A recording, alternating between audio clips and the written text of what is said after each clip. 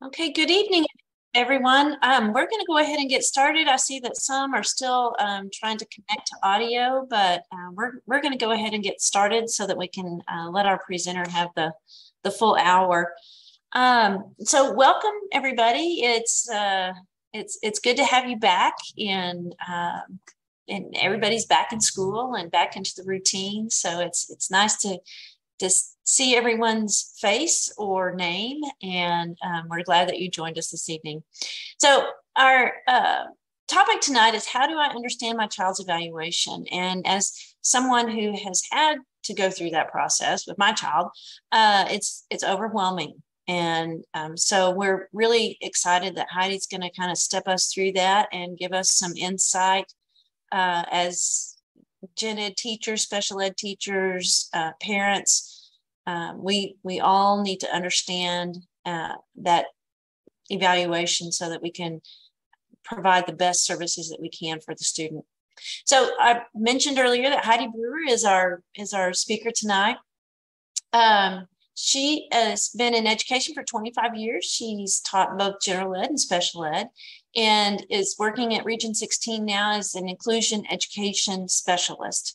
And she works with 61 school districts and provides some outstanding knowledge and services to each of those school districts.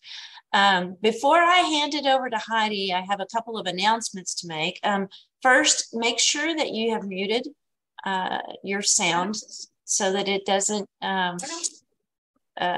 interrupt her presentation.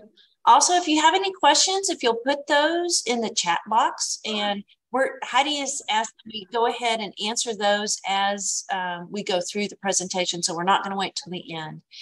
And finally, if you are needing CEUs, there will be some instructions at the end.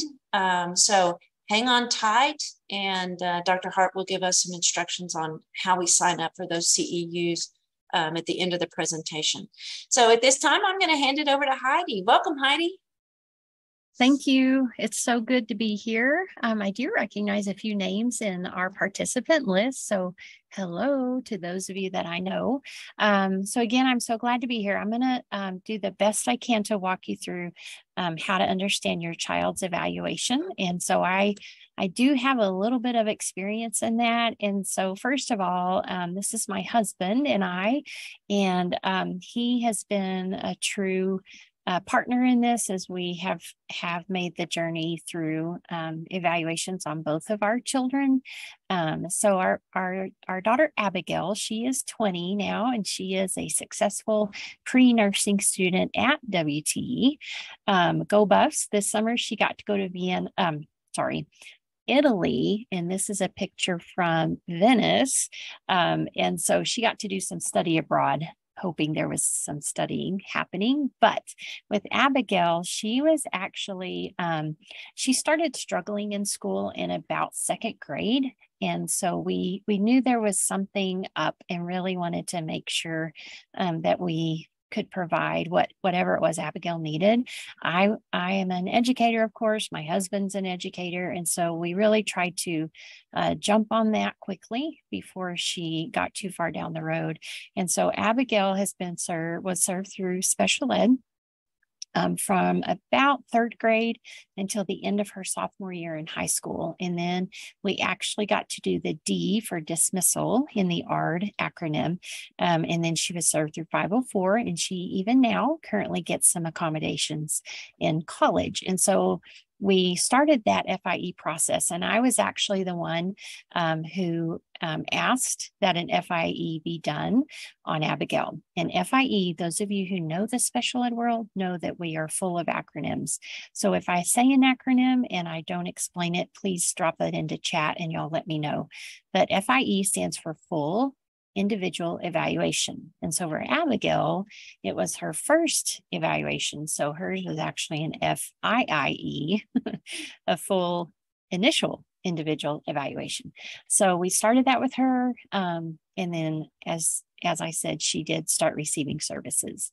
And then our son, Mason, Mason also started showing some difficulties in about fourth grade. His difficulties were a lot different than Abigail's, but still difficulties. And so you might be able to tell that my kiddos are adopted. We adopted both of them at birth, respectively. And so we didn't have a lot of background. So I really tried to make sure that we were doing what was best for our kids. So I, again, being the smother that I am, I'm going to call that an advocate instead, requested an FIE for our son, Mason. Mason did not qualify for special ed services, but Mason does have ADHD, which actually allowed him to receive 504 services through accommodations. So I have been that parent that requested full individual evaluations for both of my kids. And so that's probably one of the first things I would say to you is be sure you're an advocate for your students or for your own children. If you see that there are things that should we be crying every night when we do homework? That was Abigail and I.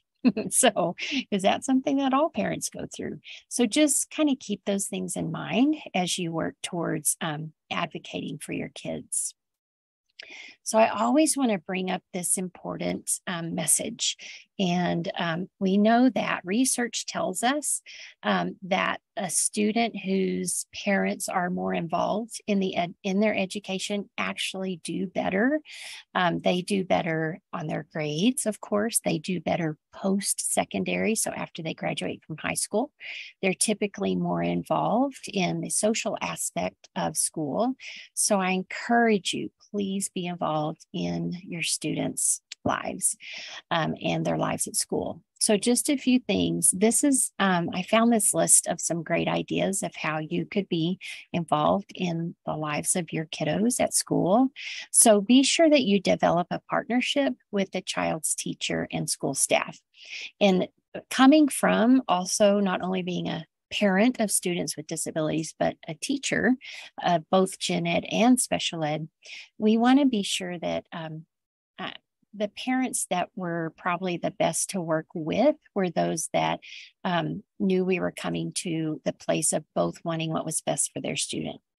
So we never want to come to the table as a parent and think, well, this is a competition and I'm going to show you that I care more than you do for my student, which that's probably the case, but we always want to approach this as a partnership of let me share some things with you that I know from a parent standpoint.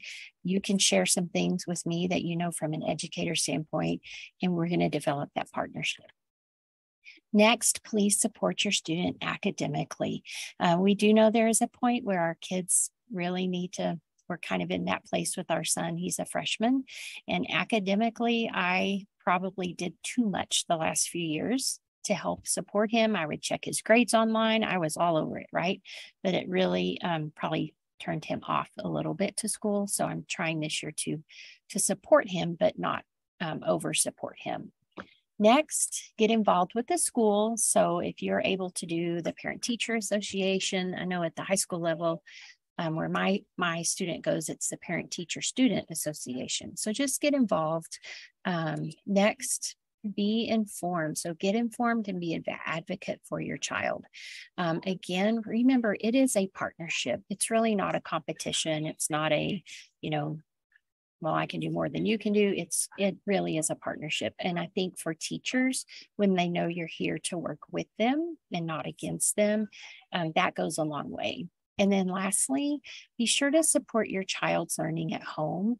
If there are days where your kiddo just couldn't get the home reading done or the after school reading, then honestly put that in the reading log. Don't just put something in, so your kid doesn't get in trouble.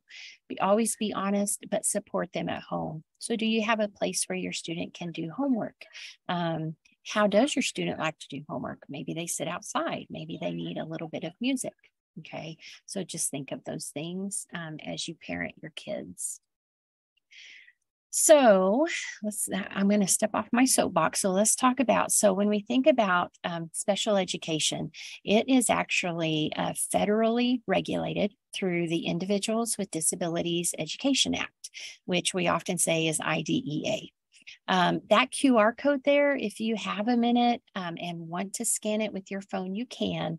It really, I'm going to show you what it will bring up here in a minute, but it's a great one pager. And I've taken that one pager and just summarized it for you. And then after I give you this summarization, I'll show you what the flyer looks like. So first thing we need to remember, IDEA is actually federal legislation. It was created in 1974. It was reauthorized in 2007. So what the whole purpose of IDEA is to make sure that students with disabilities ages 3 to 21 have a free, appropriate public education. That's FAPE. Okay. It also provides legal protections for these students who are served under this federal legislation and parents such as you. The next piece of this that we want to remember, that there are two main requirements of IDEA. First is what we call child find. And child find simply means that our school districts are required to find and evaluate students who have or are suspected of having a disability and might need special education services. So we know that our early childhood intervention is often a place where this starts. And then Head Start is another place where we can, if we notice those early childhood things or those things that typical children at that age might, maybe I'm not seeing that with my child. The second thing IDEA does is it requires, once a student has been identified as having a disability and requiring specially designed instruction, which that is special ed, it requires that the school district develop and implement an individualized education program, which is an IEP for those students. So whenever you hear the letters IEP, just remember it is a program. It's not a plan. It's a program because it actually starts with evaluation through the FIE or the full individual evaluation and goes all the way through transition services. So it really is a program of supports. And then lastly, we want to ask ourselves within IDEA, what is special education? So sometimes I like to use the little, what's so special about special education? Special education, once your child has qualified for those services, means that the school district is going to provide specially designed instruction to meet the needs of the child that result from the disability. Okay, it just means, and specially designed instruction, or SDI, is really broken up into three components. I won't talk about that right now. That's a whole nother training. But please remember that special ed is not a place. So you may think, well, my student goes to the special ed room. Well, technically, it's a classroom that provides specially designed instruction. Specially designed instruction can be provided anywhere in the school building, even on the basketball court, the football field. Any teacher that teaches your child is required to provide specially designed instruction. Okay, but that's a whole nother training. The ARD committee is the committee, and you are a member of that committee, and they're the ones that determine the IEP and other supports and services. That is reviewed by the ARD committee and then implemented in classrooms. Okay, so let me show you just real quick. This is what that flyer will look like. I really love it because it's just a quick one pager. So just who is eligible and a fact sheet for families. So if it's okay with you, I am going to really quick, I'll copy that and I'll put it in the chat box so you guys will have it. Okay, there's that link for that. If you're interested, again, you can also scan the QR code and it'll come up on your phone. Okay, so let's talk about real quick the evaluation timeline. So there is a timeline. Let's say, for instance, with my own children, whenever I went to the school, called the special ed teacher and said, I worked in the same district my kids went to school in. So that was helpful. I kind of knew people. If you don't know who to reach out to, I would start with your campus principal or administrator, and they can get you headed in the right direction. Okay. So there is a timeline whenever we start this process. I do love this timeline. And at the end today, I'm going to give you another QR code, and I'll also drop the link in of some resources. And this is one of them that you'll have access to. So if we look at this, we're going to notice that we start with the referral for an initial evaluation. That could be by you as a parent or by a school staff member. If it's you as a parent, we just recommend that you do that. It says verbal or written, but really written is always a good idea because you start a paper trail, which can be helpful. Okay, so after you have made that referral, then you can see there best practice is for the district to provide a note of action no later than the 15th day after you've made your request. Okay. School day. So that's 3 school weeks, right? So once that happens, then you'll get a notice of action, and that's the second little box in our visual. At that time, you're going to get a prior written notice for the evaluation. You'll get a notice of procedural safeguards. It's just a little booklet with some information in it. Or the school district can say, at this time, we're not going to evaluate your student. And there are some reasons for that. So they can't just say, well, just because we don't have the staff or the time. There are some specific reasons. And I'm not really well versed on those. So if that becomes a question tonight, I can look some stuff up and get back with you. Okay. So after that, so once, let's say that the school has agreed to evaluate your student. So then no later than the 45th school day, following the day that the district receives the consent. So you're going to have to sign something saying that, yes, I consent to having my child evaluated for special education. Okay, so the 45th day after they get your consent back. So if you get the consent, but it lays on your kitchen table and then it moves to the bar and you forget to send it back, they must have that consent before they can start testing. Okay, at least 45 days after that is when testing will start. The FIIE, so let's say it's an initial, which most likely it will be completed. And within 30 days of the completion of that FIIE, you will receive an ARD invitation. And the ARD, remember, is Admission Review and Dismissal Committee.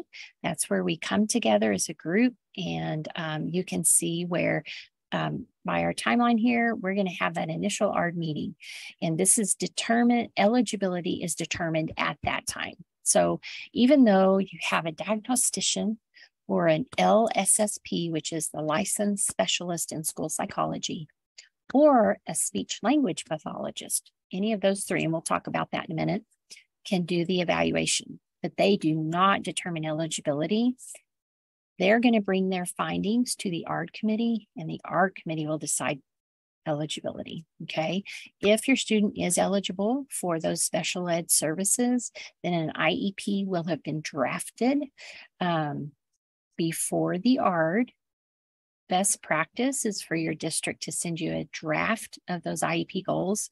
They don't have to. There's nothing in legislation that says they have to, but best practice is that they do.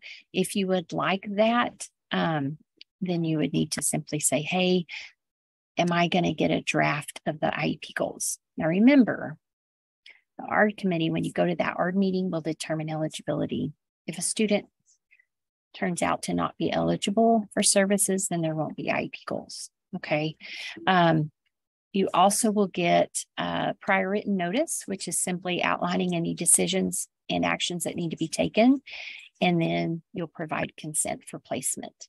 So when you're at that ARD meeting, if your student does qualify for SPED services, we can wait up to 5 school days before we begin services. However, at that ARD meeting, you'll probably be asked, would you like services to start tomorrow, for instance?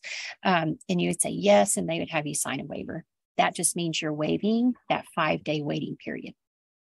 Okay, so again, feel free to take a picture right now if you need to, but I have included this at the end with some helpful documentation.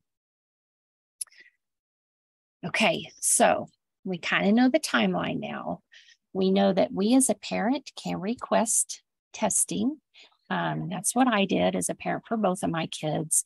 And be sure you put that in writing. If you're not sure who to do that with, I would start with your campus administrator. Okay, so now we're going to talk about the importance of the full individual evaluation. Remember, if it's the first time, it's the full initial individual evaluation.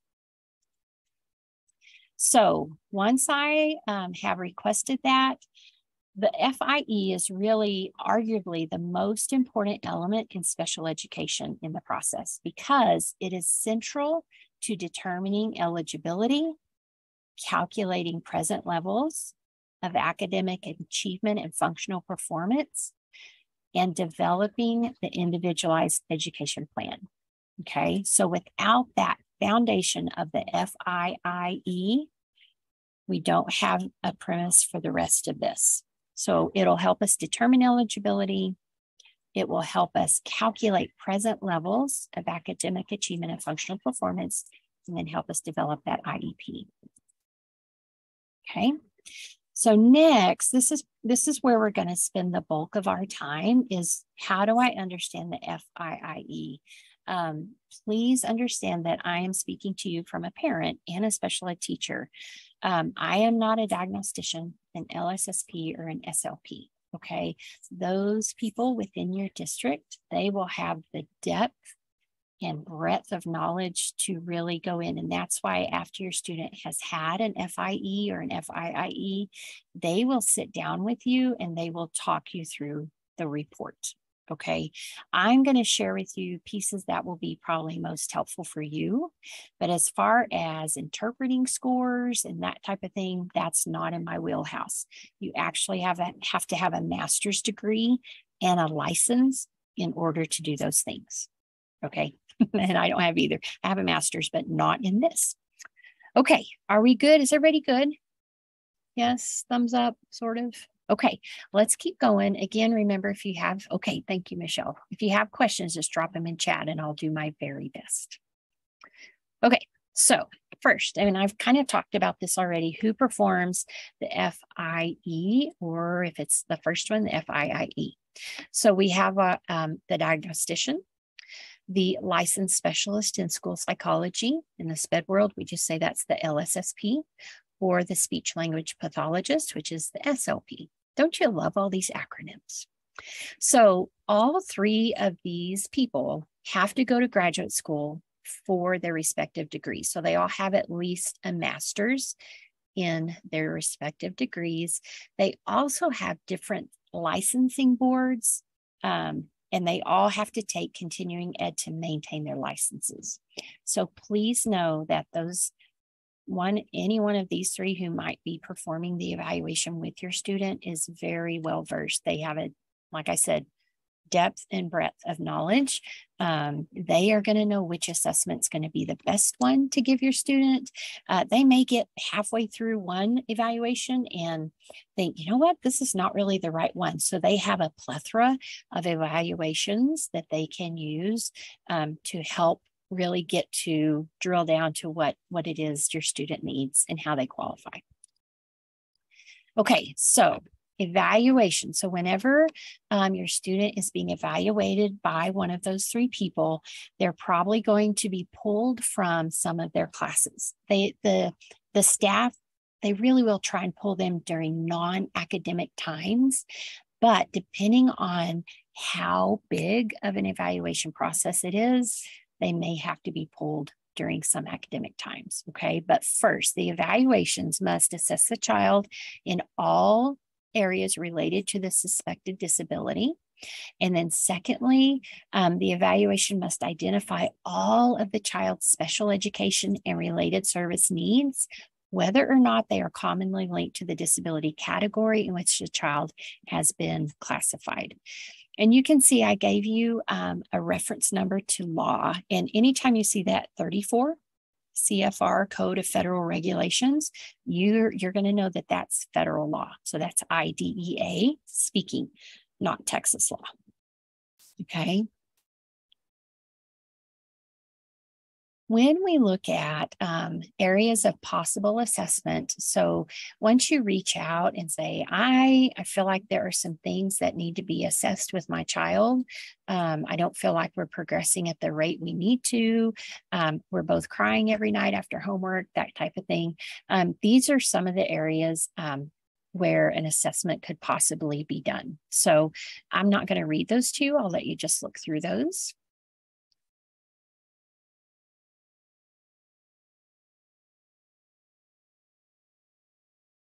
So as a parent and contributing member of the ARD committee, or some states call it the IEP team, but here in Texas, we call it the ARD committee.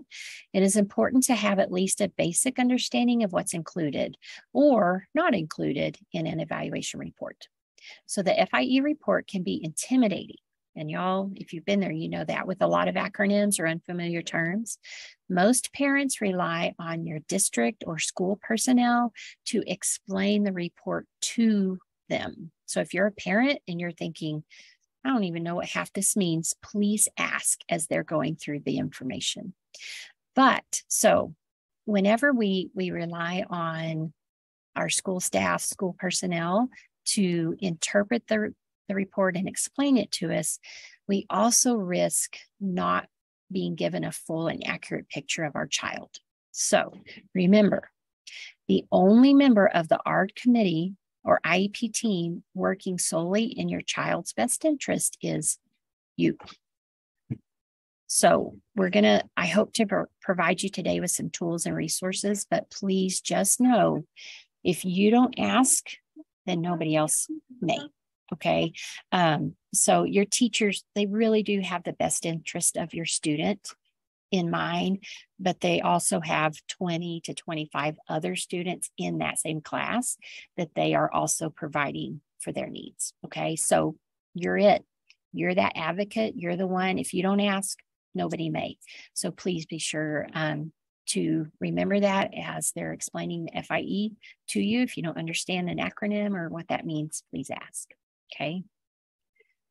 Okay, so whenever, and this, guys, this is just one, I tried to find my kids' own reports and they're in a file that I'm not sure where I put them. So this is one that is really very basic. As you can tell, all of the identifying information has been taken out. But there are some general components within an FIE that will be there for every kid. So the first page of the FIE really should provide facts, basic facts, like the name of the student, address, age, grade, school, district, who's on the assessment team and their credentials, the date of the assessment, and so forth. It should also include a reason or purpose of the evaluation. Okay, so when you get this, and you'll get it, remember, it's a process. So you're not going to get this until after the evaluator has completed the assessment, and then they've had their time to write up the report. So once you get it, be sure you check and make sure the information on the front is accurate. Is their birthday right? Is their date of birth, the date of the reports, and so forth. So, for example, if your child is being assessed for a speech impairment, is one of the team members a speech pathologist? Okay, which makes sense. Also, if you did submit a formal written request for your child to be assessed, that should be clearly stated in this FIE. Okay, it may be important, and we don't ever want this to happen, but it may be important later if a conflict arises down the road. Okay, so something else that you're going to see is this another acronym, and it's a review of existing evaluation data, which is called a READ. So for students, so for instance, my daughter, who is served through special ed, third grade through sophomore year, every 3 years, your student will be eligible for another FIE. However, if they're still showing the same struggles in school, the same behavioral characteristics, that type of thing, the ARD committee is probably going to recommend that we just do a READ which simply means we're going to look at any existing evaluation data. That could be classroom reports, STAR test reports, unit assessments, teacher notes, all of that, okay? So they may say, you know what, my daughter's Abigail. So Abigail, she's really showing a lot of the same characteristics. What we're doing is working. So let's just pull some existing data together and make a determination based on that, okay? Also, sometimes a read is included in that initial evaluation. If you have gotten any information from an outside evaluator, maybe you've suspected dyslexia, so you've had someone outside of the school system do an evaluation, maybe there's a counseling evaluation, whatever, those things can also be considered existing data, okay? Okay, so then I've already stated the reason for the evaluation. That should be where it's noted that you made that written request to evaluate the student, and then the procedure. So how is it that that the school staff is going to be evaluating your child? And so you can see, I don't know if you can read it or not, but this one and remember, this is just a sample. So it's not pulled from any specific student, but this just said a modified play-based team provided an evaluation. Also, the team included a speech language pathologist, an LSSP, a diagnostician, an occupational therapist, and or a physical therapist. So that just kind of is a reminder of who has been involved in this process, okay? Okay, so let's look at this next page for just a minute. So there are a lot of different assessment instruments available out there. And so when the team is choosing the right ones for your student, they're going to look at that. They want to make sure that it's not discriminatory based on race or cultural basis. Next, they're also going to provide the evaluation in the language and form most likely to yield accurate information on what the child knows and can do academically, developmentally, and functionally. So remember, it's a full evaluation, all right? I did have a question just today from a teacher, and I don't know that I can answer this. Michelle, you may be able to pop in, but the question was, we have an English as a second language or emerging bilingual student who I don't know if it was parents or teachers felt like an evaluation needed to be done on the student. So the evaluation personnel did not know Spanish, but there was an interpreter who was in the room and interpreting as evaluation was being done. So Michelle, can you speak to that? Is that how it typically is if the evaluation personnel doesn't know that language? Do you want to speak to that? Yeah, so best practice is that the evaluator that the bilingual individual, the translator, also needs to be an expert or trained in evaluation and assessment. So they both need to have the knowledge of assessment and evaluation, as well as be capable of translating into the student's first language. Perfect, thank you. So I think a lot of districts probably struggle in having a bilingual translator who they know their language, but I think probably the disconnect would be, are they familiar with evaluation procedures? So I think school districts do the best they can, but we always want to make sure and ask. Remember, we're going to ask about that. Okay, thank you, Michelle. Also, we want to make sure the team is going to make sure that the assessments are valid and reliable for the purpose used. They're also going to make sure that it's administered by a trained and knowledgeable personnel. So we've already talked about who those three people would be, and then also administered in accordance with any instructions provided by the producer of the assessment. So that just means they're going to give that assessment or evaluation with fidelity. Okay. And so oftentimes there are, we look at we want to look at a wide variety of data to make sure we're getting a clear picture of our student.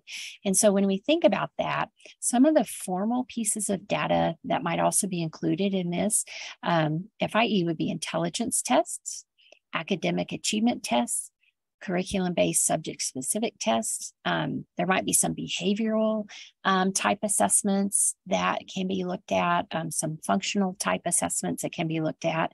And it really all depends on if it's a full individual initial evaluation. I chose for both my kids to do the full battery. I wanted them tested academically, cognitively, and socially or functionally, okay? When we look at informal types of assessment, we might, the experts or the evaluation staff might pull classroom and parent observations. You will be given a fairly lengthy packet of things that you'll need to provide to help the evaluation personnel make their determination. That might also include a behavior rating scale or a skills checklist, and then maybe a portfolio or samples of work. So as you can see, there's going to be a lot of information that we want to try and round up whenever we are determining eligibility, looking at eligibility for your student. Okay, so Michelle, please at any point pop in, because again, this is not in my wheelhouse, but I'm going to do my very best. I practiced last night. Okay, so when we think about scoring and reporting, depending on the assessment, there would be several ways in which scores might be reported. Now, here's the deal: as parents, as teachers, this is what we might consider jargon. And I don't mean that in a negatory way. What I mean is jargon is typically language or vocabulary that's very specific to a field. And so when I used to read FIEs on my students, there was a lot of jargon. So I'm going to give you a little hint at the end of our time together of where you want to go, that it's going to be the most helpful for you, and you can avoid some of that jargon. It's like taking the loop around Amarillo. Okay, the jargon is going through Amarillo. All right, so some of the things that ways that scores might be reported are through percentile ranks, age equivalents, grade equivalents, raw scores, scale scores, and subtest scores. Okay, so I put in, again, this is just a sample. It's an exemplar. This is not any student. So it says Julie. I do not know a Julie who this report is tied to. Okay, so just keep that in mind. This is not your son or your daughter. This is not your daughter's friend. It's fictional. Okay, so you can see that on this report, I want you to notice there are three kind of pieces: math reasoning, written expression, and reading fluency. So just to let you know, FYI, a student can qualify for special ed services with what we call a specific learning disability. However, if you get that from your evaluation personnel and they stop there, I want you to ask, which category within specific learning disability does my student qualify? Because underneath specific learning disability, there are actually 8 categories.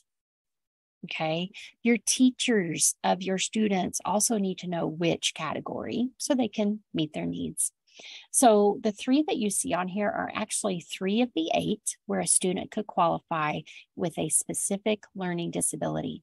More than 80% of our kids who receive special ed services qualify with a specific learning disability, and they can qualify for more than one. They might qualify as a student with a specific learning disability in math reasoning and math calculation. Okay, so I just wanted to point that out, that this is just a itty bitty piece of the different areas in which a student might have some deficits. So I want you to notice right now, we're going to look at this page again in a minute, but and again, the FIE report, once it's presented to you, may look different than this. They all have a different format, but this one I do like because it's fairly easy for today's purposes to read. So in math reasoning, you're going to notice some numbers out to the side. So for written expression and reading fluency, you see a number, but then you see some subtests, some numbers below that. Okay, so some of the tests that our evaluation staff gives do have subtests. Michelle, do you want to talk for about that long on when would you as a diagnostician decide that, oh, we may need to go deeper with a subtest in one of these? Right. So, and I really like the example you provided, Heidi, and notice that we do have several Ed Diag students participating this evening. And so this is really Yay. helpful information. Thank you. But the formatting that you've provided is very easy for parents to access the information, because the areas that are assessed, like math, reasoning, written expression, reading fluency, are easy to view through the report that you've provided. And then the subtests that were administered to create those scores or compile those scores are very clearly visible. And so, for example, that's what you're talking about under math reasoning, applied problems and number matrices of some sort of achievement test were administered. And typically earlier in the report, it probably tells you which achievement test was given to give a collective or comprised score for math reasoning. And so times that you might see subtests where there are 3 to 4 listed under here, without getting, again, could be another training, without getting real bogged down in numbers or statistics, is when there's a big separation of scores. Like, for example, we're getting close to that with written expression here, where there's a 132 to 106. So if the scores are really spread, that might serve as an alarm for a parent or even a teacher looking at a report to say, hey, it looks like there's a big distance, meaning the total. So if you were subtracting them or adding them together, the spread is pretty large, and maybe we should give another subtest to explore this particular area. And then the scores listed there are standard scores, and those are the ones that you're going to most commonly see. And typical range for those are between 85 and 115, depending on the model the evaluator's using. So I'll stop there. I know, you just want to keep going. Yes. And so over here on my little list, scale score, I believe, is the same as standard score. Is that right, Michelle? You can just shake your head or not, whatever. Well, they're slightly different, but we use okay. scale scores to get standard scores. Okay. Y'all, do you see why this is a master's level thing? So you Ed Diag people, you keep working on it. Okay, so let's move on. And this might look familiar. And yes, sorry, Michelle. Heidi, we had a real quick question, and it's a great question. Does the large range of scores fall into the discrepancy test scenario? And well, it depends on how we're applying that term, and your chart helps with this. But if we're looking at discrepancy between cognitive and achievement, sometimes that has previously been used for identification, which, as a side note, really should not be occurring any longer. Right. So in referring to this, it would be a discrepancy test between subtest scores for a particular achievement performance area, not discrepancy between cognition and academic performance. Good. Thank you. Okay, so as Michelle said, we really don't use that discrepancy model anymore when we're looking at qualification for services. So thank you. Good question. Okay, so this is, some of you may recognize this as a bell curve. And so a standard score usually has a mean or average of 100. Okay, so you can see that coming down the middle. So a percentile rank, so when I come down here to the percentile rank, so 2%, 16, 50, 84, 98, that represents the child's relative standing to other children who are the same age. And there are lots of other numbers on there. So for my purposes and yours, we're going to just kind of focus in on the standard score and possibly a percentile rank. Okay, so we're actually going to pull a couple of students, and we're going to come back to our friend Julie. And so we've already kind of looked at her numbers. Michelle did a great job of pointing out that kind of gap in the written expression. And so I want you to notice, so average, as Michelle said, is typically about 85 to 115. Okay. That's average. And so I love Universal Design for Learning, which is a kind of a framework for that's a whole nother training too. But what we know is average is where, when I look at the scores of 85 to 115, kids will probably fall into those. So we have kids that are way below average, and then others that are way above. It's just like that in society. We have some people who are way below average and some way above. Okay. So when I look at, I want you to notice the scale score. So I've circled that in green with that horizontal line. I'm going to pull out some of these. And so let's say that the math reasoning for applied problems was a scale score of 115. So you're going to see that 115 lands right here. So she's just right at the higher end of average, if you will. And then that number matrices is a 107. So still a little above average, if you will. But you're going to notice on these numbers that none of her numbers were below 100, which if we're thinking about a student receiving special ed services or possibly qualifying, that probably won't be the case. Okay. So what we're seeing with this student is, wow, she's at least average, but typically above average. Now, remember, this is not the full report. So there may be other areas. There are 8 of those specific learning disability. Maybe her cognitive scores would fall somewhere else. So just kind of note that for Julie, we're probably not going to see any real alarming things within those scores. Okay, so here's another one. And so remember our average, 85 to 115. Check out this summary. And so I'm a big nerd when it comes to the brain. And so I've had one of my Diaggy friends really kind of talk to me through the G's, which are, when I think about evaluation, it's the general intelligences. And so that's one piece that can be tested through this full individual evaluation.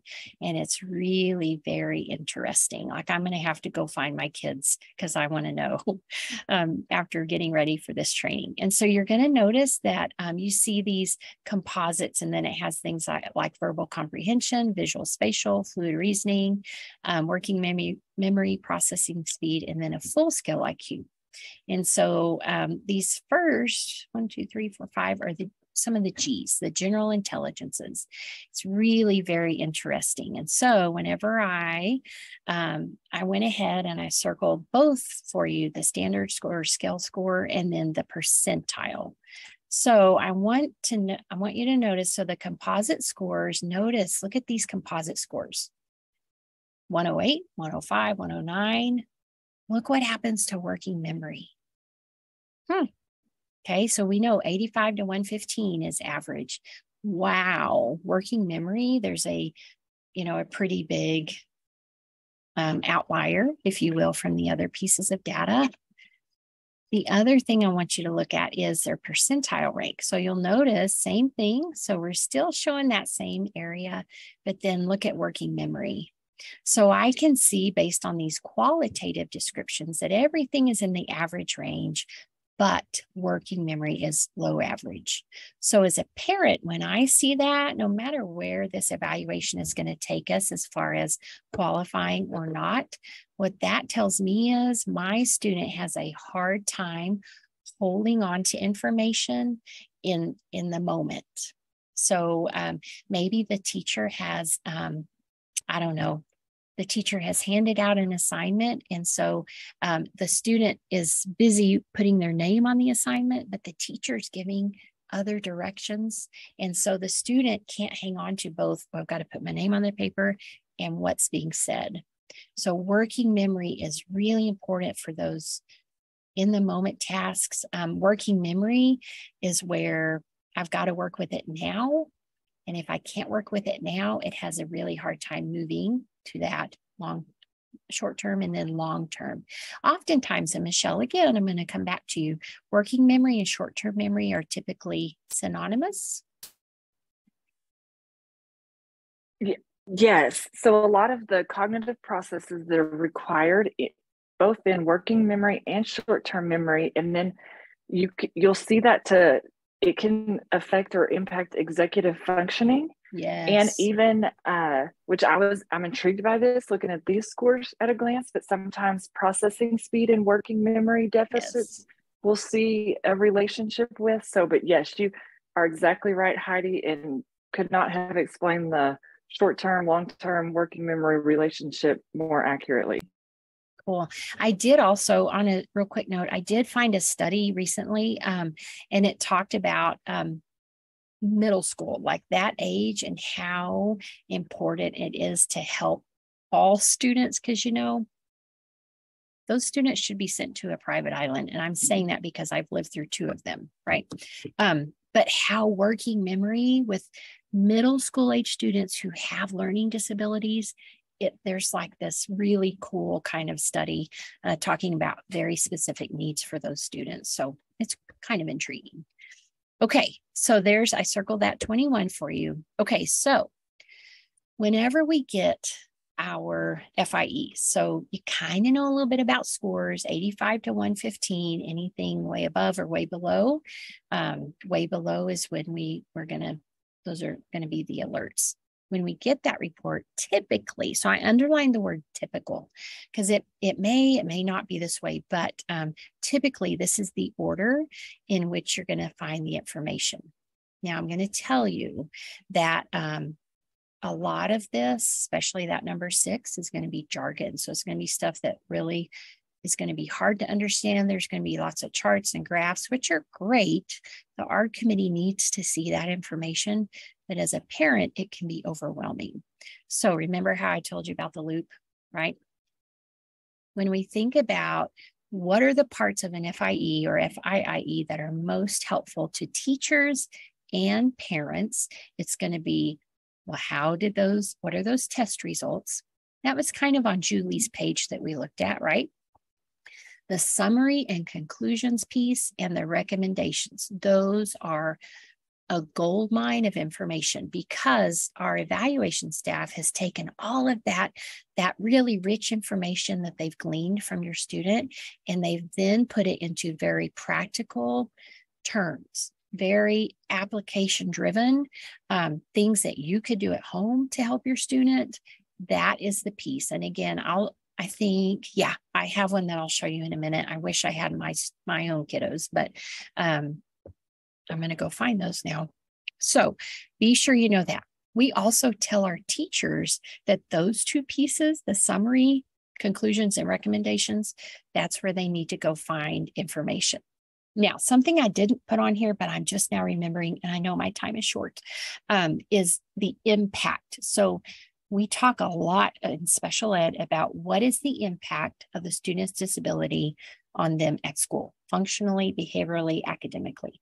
And so in this summary piece, the diagnostician, LSSP or SLP, they will tell you what the impact of these results will mean for your student. Okay, so impact. Okay, let's see. Okay, so this is what it might look like. Again, just real quick, glance at that. So remember, this is Julie. So it just kind of concludes this.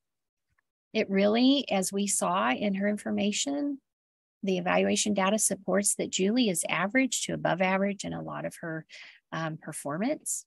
So therefore, her profile is not consistent with a learning disability. Okay, and then it's still, even though she's not going to be eligible for special ed services, it's still going to give some recommendations on things that educators and parents can do. Okay.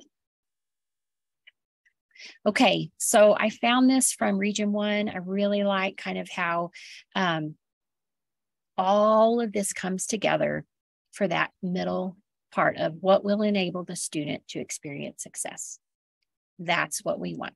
That's what we want for our students, for our own children.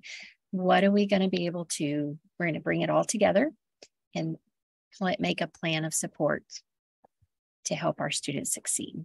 Okay, so one last thing. be sure you request a copy of the FIE in writing. Now, they will provide that for you whenever they go over the results with you. If you can get it ahead of time, that's always helpful. Then you can look over the information. Next, be sure when you're looking through that, there should not be an eligibility determination in that, because remember, the ARD committee will do that, and you're a part of the ARD committee. And then also the FIE report should not contain decisions about child's placement, present levels of academic achievement and functional performance, or the individualized education program. So none of that should be in the FIE. Okay. Okay. Are there any questions? I know our time is fleeting. No?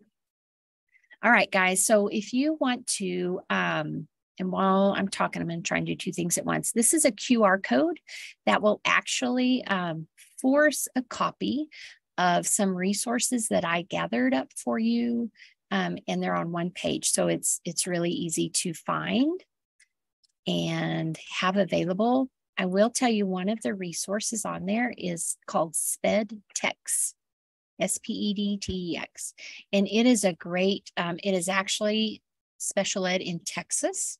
It's a parent resource website with lots of great information. So that is one of the things. You can also just go to spedtex.org. I'm trying to find it so I can get you the link. So anyway, like I said, this QR will force a copy if you have a Google Drive. There's our vacuum cleaner. There it is. Okay. Let me actually do this real quick. Really, thank you for your time today. I'm sorry I took you right up to the last minute. But SPEDTEX, Child Find is another great one if you want to take a picture of this real quick.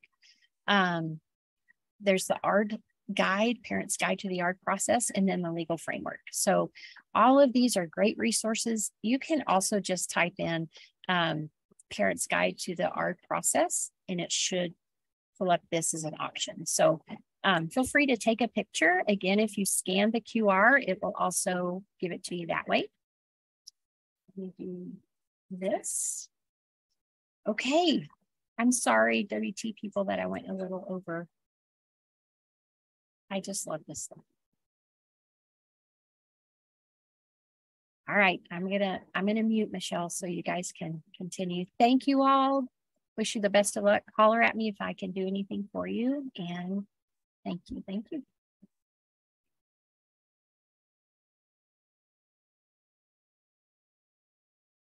Yeah, thank you so much, Haley, for the valuable information and the insight and unique perspective that you bring both as a parent and educator. I really enjoyed the presentation. I know many benefited from it. And then y'all will also note that Dr. Hart has put in the comments box, the chat box, some important links that will be valuable to you.